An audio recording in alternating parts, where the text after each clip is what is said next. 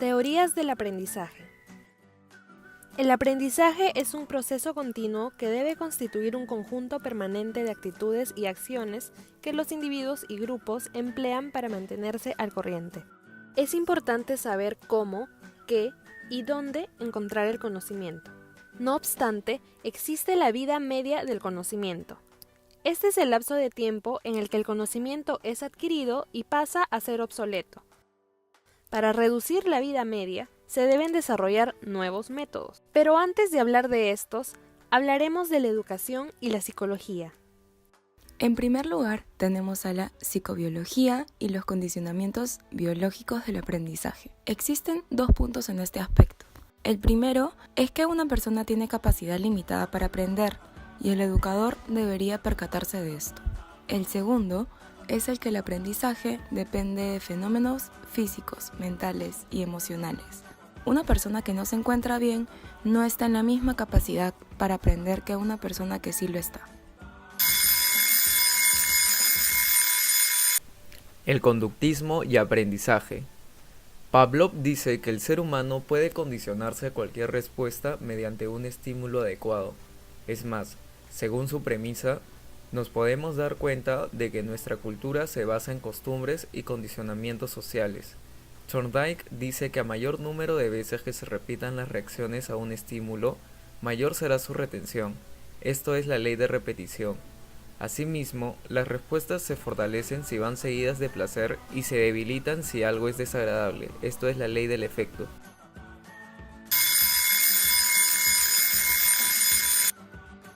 El estructuralismo y el aprendizaje. Kohler dice que los animales como los monos no aprenden por repetición, sino por captación y clarificación de una situación problemática.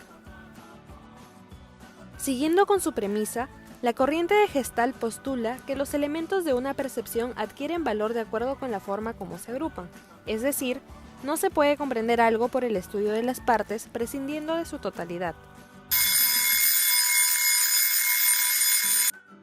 En cuanto al aprendizaje, existen diferencias individuales.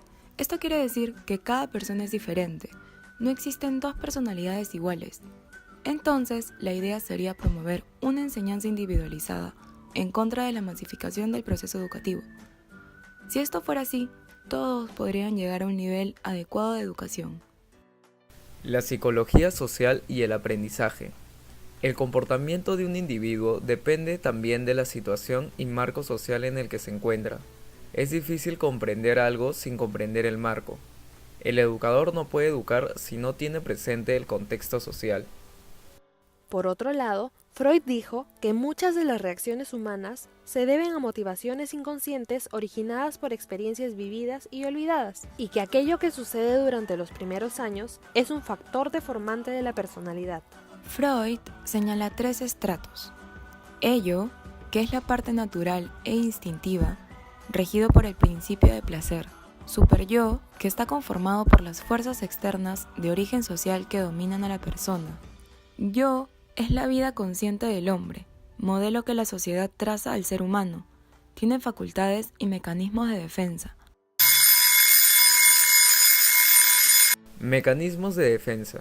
Sublimación. Dirigir cierto impulso socialmente inaceptables hacia regiones aceptables, por ejemplo el deporte. Identificación. Imitar a personas a quienes se consideran importantes, como los ídolos. Transferencia. Trasladar impulsos positivos o negativos de una cosa o persona a otra. Racionalización. Buscar razones o pseudorazones para justificar todo lo que se hace. Piaget y el desarrollo infantil. El autor centra su análisis en el proceso de cognición y desarrollo de la inteligencia mediante etapas del proceso que presentan características peculiares en cada niño.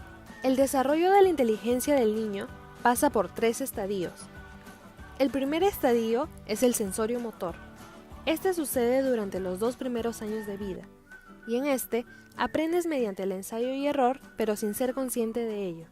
Operaciones concretas, hasta los 11 años. Se desarrolla el pensamiento lógico, pero no el abstracto. Operaciones formales, entre 11 y 15 años, se desarrolla el pensamiento abstracto. Teorías de la sistematización del proceso de enseñanza-aprendizaje. Bloom descompone el objeto del aprendizaje en dominios jerarquizados de la siguiente manera. Retención, grabar nombres, datos, fórmulas, etc. Comprensión, captación del significado de palabras, hechos y principios. Aplicación, comprensión de significados y relación con la práctica. Análisis, descomposición del todo en elementos para confrontarlos. Evaluación, juicios de valor sobre algo. Dominio afectivo, se refiere al complejo campo de las actitudes. Por otro lado, existen también teorías modernas del aprendizaje. Una de ellas es el experimentalismo de John Dewey. Su filosofía es pragmática y experimentalista, es decir, se aprende aprendiendo, se aprende haciendo y se aprende experimentando. La experiencia no es solo el principio del conocimiento, sino el conocimiento mismo. Existen 4 áreas principales de actividad educativa: lenguaje y comunicación, que hacen posible la interrelación; trabajo, acción. Trabajo hace pensar y la acción valida la verdad. Socialización y política. Se aprenden las pautas de comportamiento que hacen posible la vida social. Personalización y valores humanos y sociales. La escuela debe promover y salvaguardar los derechos del educando y del hombre. Otra teoría es la educación liberadora de Paulo Freire. Postula a la educación como un proceso de transformación para liberar al hombre de los pensamientos e ideologías, es decir, le da a la educación un sentido más crítico. Otra teoría es la que propone Ausubel y el aprendizaje significativo. En esta teoría se explica que para que la información pueda ser aprendida, debe percibirse selectivamente, para después permitir su transferencia. Supone el paso de un aprendizaje memorístico a uno significativo. También existe el aprendizaje por descubrimiento. Se refiere al conocimiento aprendido por uno mismo, que se considera más personal y significativo, ya que el estudiante no solo aprende, sino que aprende a aprender y se automotiva a hacerlo. Por último, el constructivismo. Esta teoría del aprendizaje se fomenta en la investigación. Subraya la importancia de la actividad constructiva o reconstructiva del estudiante en su aprendizaje. El conocimiento es una construcción por interacción.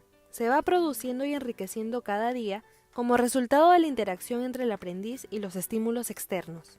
En conclusión, el aprendizaje es la habilidad para aprender que aquello que necesitamos mañana es más importante que lo que sabemos hoy. Un reto es saber utilizar el conocimiento cuando se lo necesita. Sin embargo, el ser humano requiere de un ambiente de libertad, de responsabilidad y participación para desarrollar sus potencialidades. Asimismo, puede enfrentarse al caos, ya que estamos en un mundo cambiante en el que las decisiones correctas de hoy podrían no ser las correctas para el mañana. Entonces, la habilidad para ajustarse a los cambios es una actividad del aprendizaje. Con respecto a lo que se habla al inicio, se propone el conectivismo como una teoría del aprendizaje para la era digital, que permita reducir la vida media del conocimiento que tanto amenaza hoy en día.